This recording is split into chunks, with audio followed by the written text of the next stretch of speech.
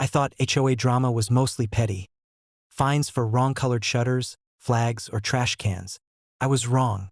That is, until Karen decided to escalate matters over my private pool.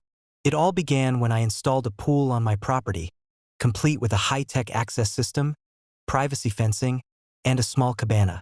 Absolutely legal, fully permitted, and entirely private. Karen, however, insisted the HOA had rights to community amenities, even if they were literally on my land. One weekend, she showed up with a clipboard and 2 enforcers in tow. "You can't deny residents access to this pool.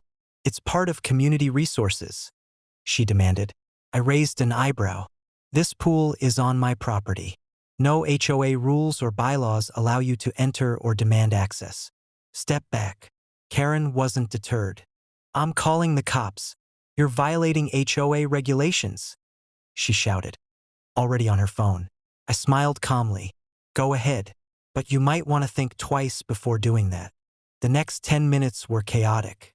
She made her call, neighbors watched, and Karen's confidence swelled until my security system activated. Hidden cameras, motion sensors, and automated alerts kicked in, all linked to a private security company.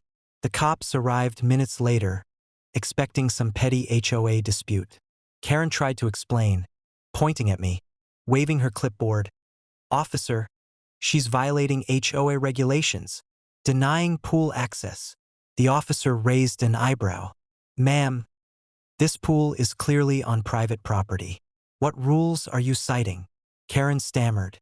"Well, it's a part of community standards," I interjected, calmly showing them my permits, property lines, and security footage of Karen attempting to approach the pool without permission. "Everything here is private, legal, and documented. Any further attempts to trespass will be treated as criminal harassment." The officer shook his head, glancing at Karen. "Ma'am, you've been warned. You cannot trespass on private property, regardless of HOA bylaws. Any further attempts may lead to citations or arrest." Karen's face turned beet red. Her clipboard, once a symbol of her supposed authority, now looked ridiculous in her hands. The enforcers she brought muttered nervously, clearly realizing they were on the wrong side. By the end of the day, Karen had been formally reprimanded by the HOA for overstepping her authority, and my pool remained completely private. Neighbors laughed quietly, and the story of Karen trying to claim access to someone else's pool became a favorite anecdote in the community. The lesson: HOA entitlement has limits. Some boundaries, like private property, high-tech security, and legal documentation, are non-negotiable. Karen learned, quite publicly, that trying to enforce rules where none exist can backfire spectacularly. Now, every time I take a dip in the pool, I smile, thinking about Karen pacing outside, clipboard in hand, completely unaware of the security, permits, and legal muscle waiting just inside.